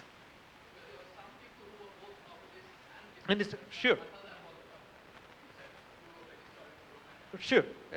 And Horoprasad writes one to escape the question of evidentiary rules, you know. But what I'm saying is Ranke made a very interesting decision. And this goes back to Jadunath. And I was amazed by it. So Ranke actually writes at a point that I found the search for truth more thrilling than assuming the truth. And that's why he sort of then decides. So he takes philology into historiography. But you know what's fascinating? Ranke has a letter he writes to his brother Heinrich on his first trip to Rome, when he's looking at documents, and he says, I have a priestly sense of exaltation when I'm in the archives looking, or when I'm actually working through documents. From Ranke's priestly sense of exaltation, come to Marc Bloch, who is not like Ranke, a Protestant, but more in the French universal republicanism. You will remember in Historian's Craft, he actually said, historians have to honestly submit to facts. So this whole, and Jadunath says that historians have to clean the, so there's a very interesting tension here between the freedom you grant a novelist to speak a larger truth. But on the other hand, the ethics is different. For someone like Jadunath, to become a historian is to learn the ethics of submitting yourself to facts that are not pleasant to you, that do not give you pleasure. And I think that's kind of, but I missed out on some of the question, come back. Dipesh, I had two questions. One, it seems to me a project is also about history and the historical imagination. And what you're laying out really is a larger territory of a certain historian's imagination. The second question I had was in relation to history and democracy. Now, you seem to be laying out an argument that experience must be put through the sieve of the rules of evidence. But I've heard you on an earlier occasion, when you gave a talk on the public life of history, talk about the wounds of history.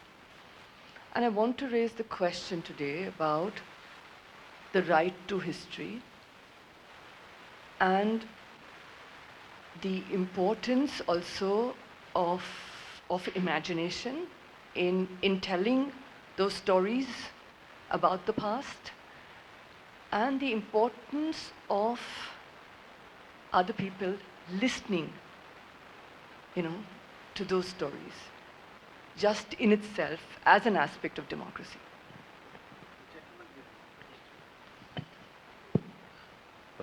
Professor Dipesh, can you just share your thoughts about Jadunath Sarkar, why they are not focusing on Darashikho?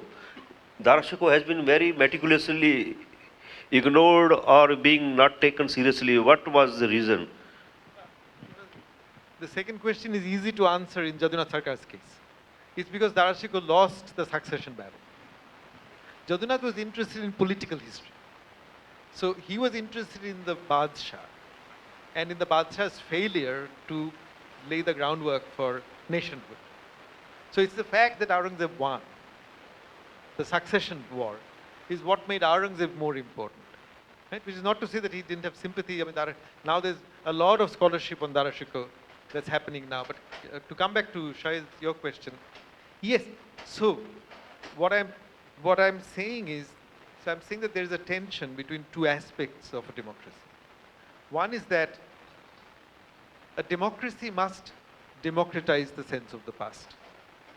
And there are so-called people without history in Eric Wolf's terms, people who haven't left sources, people whose histories have been spoken for by other people who have been humiliated for centuries. And it is absolutely legitimate for those people to say, I want a past that makes me feel proud about who I am, so that I can stand up on my feet and fight you or whatever. So past becomes a resource in their struggles. At the same time, there is another struggle to be undertaken. It seems to me now, today, going through all my evolution and everything, my participation in this debate that you were pointing to. So Ashish does what I call the incendiary article, history and its doubles. Very much talks about this aspect that I'm talking about. But I think there's another aspect to democracy. And these two are in tension, and being able to hold them in tension without one crushing the other, space-wise, is I think what is critical to the quality of the democracy you have, which is that because facts are to be inferred, facts are not given. You have to have room for rational argumentation. In other words, there must be room where you and I agree on the rules by which we will decide if something is closer to the state of facticity than something else. And sometimes what happens is that the politics of everyday life works out in such a way. So, Jim Lane's book on Shivaji is a good example in point. So Jim Lane's book of Shivaji comes out and it results in a certain kind of vandalism of the Bhandarkar library. The book is, I don't know if it's actually banned, but it's not sold. It's difficult to find in India. Now that actually squashes the space for evidence-based argumentation. I'm not saying Jim Lane is right. And it seems to me that a democracy which is in the very process of democratizing public life, in other words, every democracy, there's always room for people to come into democracy who have been unrepresented in the narratives of history. And that precisely produces the battle, the right to my past, the right to kind of narrate my past, the past I need that I can pass on to my children. And I was absolutely a, eyewitness sort of presence I had for this, not so much in India, but in Australia with Aboriginals. And that was their struggle. And the form it took was autobiography. Aboriginals people began to write autobiography to create that past that they thought they could pass on to their children. And I was totally supportive of that. I think that's a part of democracy. But that project, if that completely squashed the space that a democracy also needs, where you and I agree on the rules by which we will actually conduct a rational disputation. We don't have to come to an argument, because agreement is much less important than a space in which we will rationally dispute things. So that you don't stop me immediately by saying, that's a Marxist position, or that's a, your name is Chakravarti, that's why you're saying it. Because we suffer these things in different ways. And it seems to me that my evolved position is that what is important is to maintain the tension between these two positions. And there's imagination on both sides. To reconstruct archivally a past requires as much trained imagination as to imagine histories in other modes, And so long as the politics is not such that one space completely squashes the other space. If it squashes the other space, you will run into trouble in democratic public life. That's what I'm saying. Okay. Quickly. Okay, sure. Just one point to Jerry. James Mill is a very interesting instance because he actually thinks he can write better history of India because he doesn't come to India. That's his method. So he said, yeah. So my question is why he never wrote anything on Bengal. He wrote on Jaipur, which from Bengal is at the other end of the country, and then on Maharashtra, which again is at the other end of the country, and then on distant Delhi, the Mughal Empire, but nothing on Bengal. Why is that? Is it because, or nothing substantial? Is it because he was like Neeraj Chowdhury, contemptuous of Bengal? And no, Jadunath Sarkar, first of all, he wrote for Bengalis a lot. But his Bangla writing is huge. And also he edited a History of Bengal volume, a very important volume on the history of Bengal, on Muslim Bengal. all the books given And of course Chaitanya Charitamrita, one part of it. No, the reason why he wrote about the Mughal emperors and about Shivaji was because he was interested in success and failure of statesmanship in nation building. So that's why there's a point where he actually says to Sardesai, I'm not interested in the details of Maratha history. I'm interested in the Marathas only to the degree that they challenge the Mughals. Because I'm actually interested in that power which will build the empire that can function as the basis one day for the nation. So it is deeply committed to the nation project, not to the province project.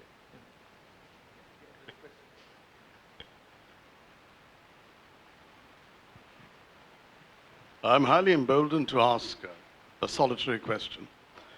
You see, I think Rudrangsha raised a question as to that since he'd mastered Persian and had studied Persian civilization, why didn't he write on Akbar? I'm going on to a different thing since he lived in Calcutta. I'm very curious to know whether he went at all into the history of the Parsis and Zoroastrianism. I tell you why, because when Sir Jadunath Sarkar lived in Calcutta, Calcutta had a fairly strong Parsi influence. The first Parsi had come in the year 1787. It was Banerjee, Bairamji Banerjee. And then, as you know, in 1902, the great Jamshedji, Madden Street in Calcutta, he came to Calcutta, started the Bioscope Company, had 100 wine shops and built all these cinema halls and produced the first feature film in Calcutta in 1919, Raja Harishchandra. So in that atmosphere, why is it?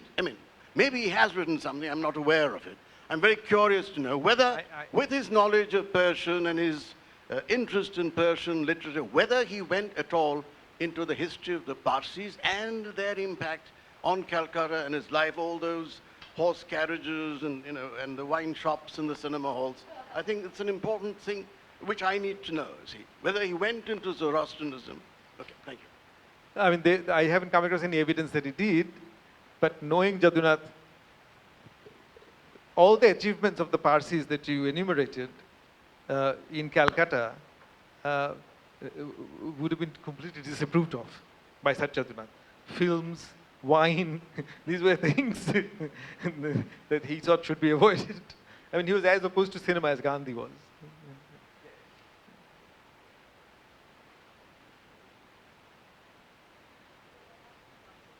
and then a question.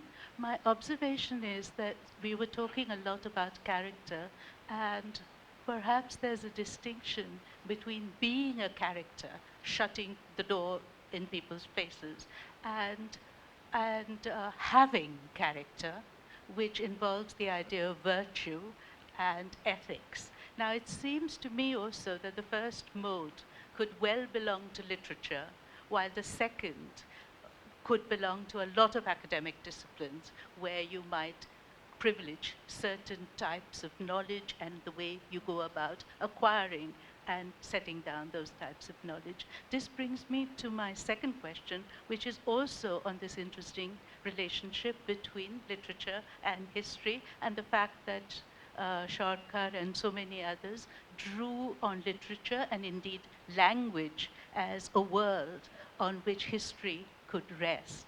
And my question has to do with something. Now, I read E.H. Carr and Collingwood long time ago, but I do remember that thinking about the distinction between what might count as a historical fact and what might count as an imaginative or metaphoric fact. And E.H. Carr says something like, had Caesar crossed the Rubicon alone, he would have been having a bath. But if he crossed it with 1,000 soldiers, then that was a fact of history. In other words, history involves numbers and impacts on the lives of many people, perhaps, whereas literature, of course, dispenses.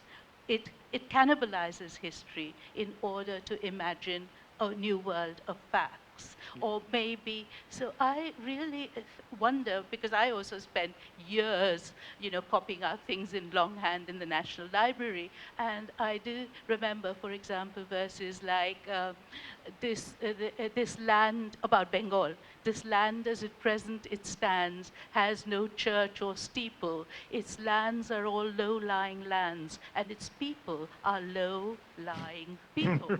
And I think that what was happening there was that you were rehearsing an ideological universe which was captured through poetry, and that would involve the historical, the creation of ideological facts, which are not facts, and not even inferred facts, but lead to trails of inference later. And so those are the distinctions I would like to hear you're about. totally right. I mean, in fact, in one of the chapters, probably the chapter on character, I try to show how ideological the reception of Goldsmith was.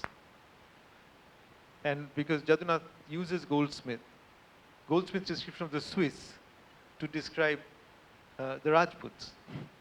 And I have a sort of, a quick history of how the reception of Goldsmith changes from 18th to 19th century as British rule consolidates.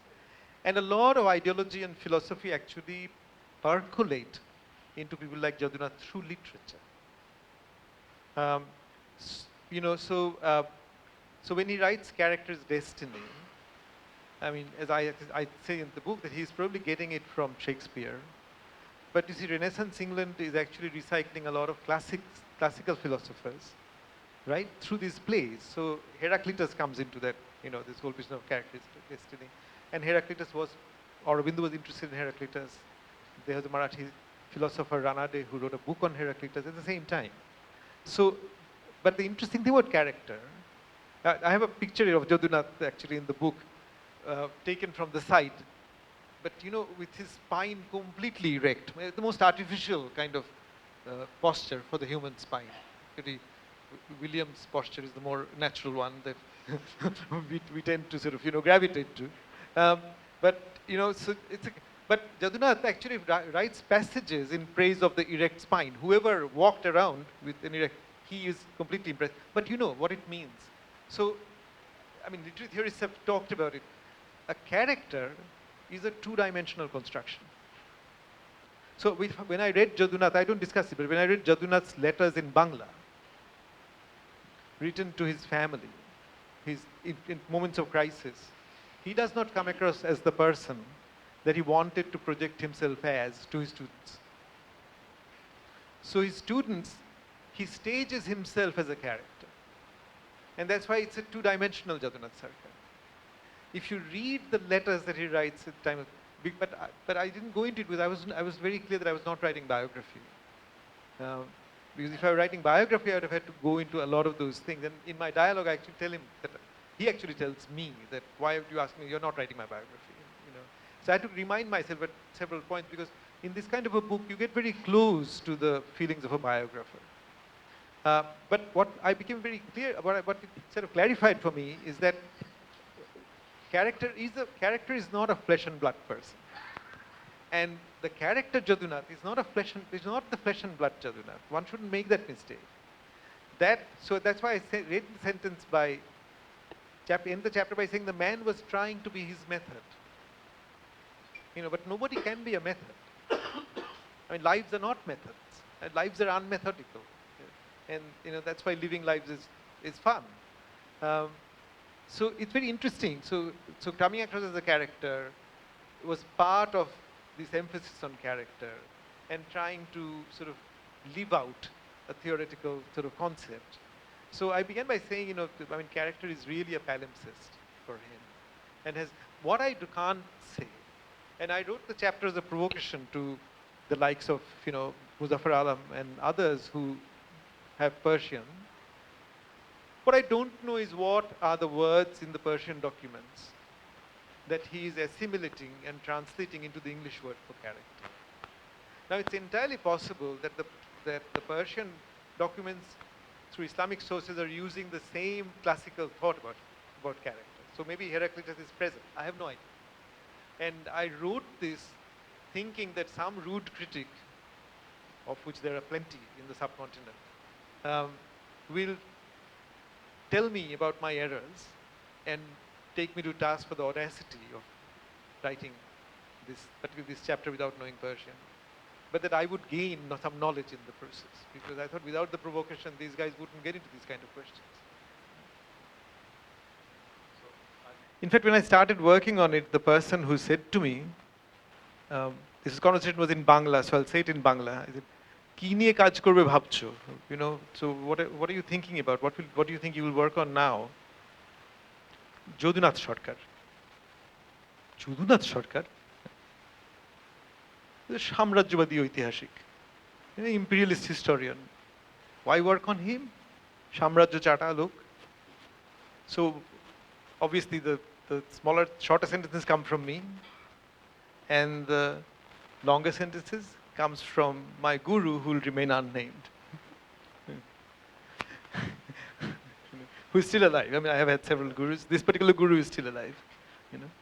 And actually, when he got the book, he said to me on the phone, he said, "Eta ekta mulloban boi hoyeche."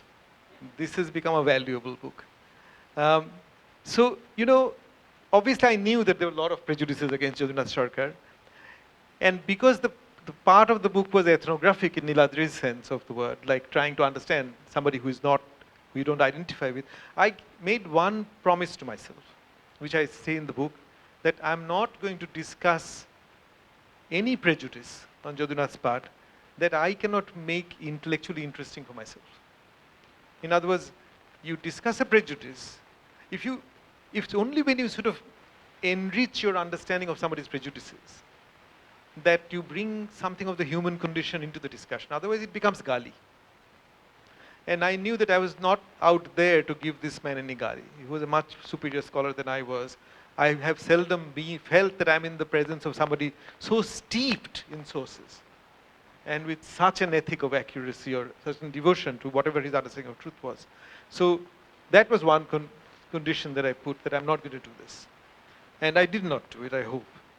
But within that, you know, this question of conversation and cloisters public, I agree with you. The nature of that relationship changes from context to context, and of different kinds of publics and different. But the basic point, as you see, I was sort of saying that as a discipline, it looks the same. The page of Indian Economic and Socialist Review and the page from American Historical won't look all that different. A book review would look pretty much the same. Sometimes people do book reviews for both journals. But on the other hand, if you look at the life of the discipline in a particular context, it's the home it has, as you were talking about. That varies from one place to another. And I actually, in today's discussion, the attack, Chopin is here, and I can only say this because I've seen Chopin take part in many television debates. I haven't seen Chopin for years now. Actually, the last time I saw him was at Subaltern Studies Conference. It was your old past, right, 80s. But, so anyway, before I get to Chopin, I will come to Chopin, back to Chopin. I want to say this. The one reason why I wrote that thing as a dialogue, actually, my former student and now colleague, Arvind Elangovan, is here. And Arvind was asked me, why did you write that dialogue? And you see, I said, one desire I had was to imagine Jadunath's house, where I worked for a few years, and where he was completely forgotten, was to imagine that house as haunted by the presence of this man. So that goes back to Shail's point about hauntology and other kinds of pasts. So actually that chapter goes against the whole reconstruction of the past that I'm doing in the rest of the book. That's more kind of trying to imagine a past. And frankly, there will be a book event in Jadunath's house this time, when I go to Kolkata. And I'm going to suggest, which nobody's going to accept, that Barun Babu's office was Jadunath's bedroom. The registrar's office, where we used to have our, what Rabindranath used to call ho-ho adda, kind of unrestrained addas, was his study. His study was a sacrosanct space, and we had sacrileged it for years, doing things that he hated, but our Marxism was strong enough to fend off any sort of, evil or whatever that he might have wished on us. But I often wondered what would have been your feel of the house if the director's office, which was Borunde's office, had Jadunath's pillow in a glass case. What would have that house looked like? Sometimes in the US you come across shops. The Nike shop in Chicago works both as a shop and a museum of Nike shoes. And I thought, why can't an office work both as an office space and a museum space, both, all at once? Because that way, that's the way you make this person, this significant person, the drama of his life unfolded, and the sad drama of his life unfolded in that house. And within 15 years, we had, wiped the blood clean. The letters found and the photographs found had been handed over to National Library. Now some of his photos have come back. But not just photos, have objects, kind of remind people of what these rooms were for, And so I wrote it partly, precisely in my own head, to make that house haunted. So he was a specter at the Center for Studies in Social Sciences, now living his sort of spectrally life among books and hating people for. And what inspired me to write that dialogue was a sadness I felt in visiting the house of the great linguist S.K. Chatterjee, Suniti Kumar Chattopadhyay, which has been made into a shop, into Fab India outlet, with nothing telling you. I mean, Suniti Chatterjee used to write sort of couplets and things in the languages he learned. So throughout the house, there are still sort of marble plaques carrying couplets in Tibetan and in other languages that he taught himself. But there's nothing that tells you who did those things. So you go there and completely illiterate, rich Bengalis come, or Calcuttans come. They're vulgarly rich and deplorably ignorant, who come and shop for the latest fashion design or whatever of this American, it's an American-owned chain of marketing Indian design. And I was so angry, honestly, within myself, having gone there because I wanted to buy some Fab India things, and somebody took me there. And then I realized it's Suniti Chatterjee's house, near Nabanita Sen's house, near Narendra Dev's house. So that made me write the dialogue to make these houses kind of haunted, inhabited by the spirit of these people. And when I go back, I would suggest to Topati that some household objects come back. They don't even have to be his objects. All you have to do is to give people a sense of what this house was. So in some ways, going back, but conversation, and see, all I'm trying to say in struggling to keep the space open for rational disputation is that often what happens in democracies in the name of disputation is that one party to the conversation wants the other party to shut up or shut down, make it into a monologue. Sometimes with legitimate grievances. I kind of, if, for instance, and now this is where I'm being now completely contemporary, it is entirely possible for all kinds of psychological reasons for many Hindus to feel that Hindus do not have enough pride in being Hindus. I mean, to give you an example of it, on the weekend, I saw a sociologist, retired sociologist of DU, and he was telling me about a great sociologist. I mean, people have to remain unnamed. I'm very sorry because, but this great sociologist, about whom I was hearing a story, who was one of the founding figures of the sociology department, who, if you know, wasn't allowed to use the European style toilets because he was Indian. And the engineer in the university told him, no, European toilets are Europeans only, even in Delhi University, when he started his career in this university. This great sociologist one day came back to the office of this younger sociologist, now old, who was telling me the story, very angry that he had been to a lecture by, again, a very well-known left historian, our teacher, your teacher, my teacher, who in the course of that lecture had referred to Hindu mambo-jumbo. And the senior sociologist, whom I can't name, he's gone, Srinivas,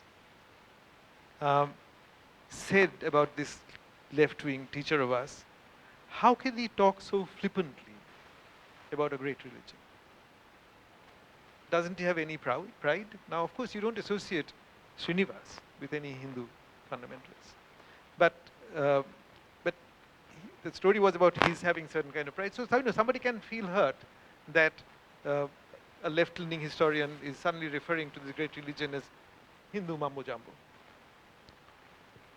But if, because they feel that hurt, they pursue a politics which is actually about shutting down the Marxist part of the conversation, then that's stopping conversation. That's not that.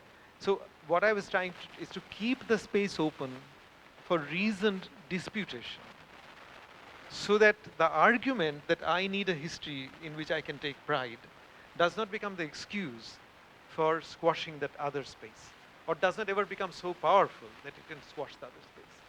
And that's what I find, I think that's what, a lot of that's happening. Perhaps a lot of that has happened in the past. And that, and some of it has happened in the past. I mean, I know of people who've had trouble getting jobs because they were not Marxists. They've had to, I mean, they finally did all right, but they had to take other routes. I mean, again, names do not need to be named, but probably not to the degree that the current sort of hostility that we are seeing. So I think it's in the interest of Indian democracy, our public life, that we fight, because facts are inferred, that we fight to keep open the space within which facts can be arrived at by inference, which means that fact is not a rock-solid fact. Somebody can dispute it so long as they're able to reason against it with evidence. That's the idea we need to subscribe to, alongside the idea that people who feel hurt in their pride, in their own identity, have every right to say that I actually need a past that makes you feel pride, but it must not be at the expense of this other space. And there are sometimes the demands are contradictory, and a democracy is successful to the degree that it can negotiate that contradiction and tension and keep both as thriving spheres. That's all.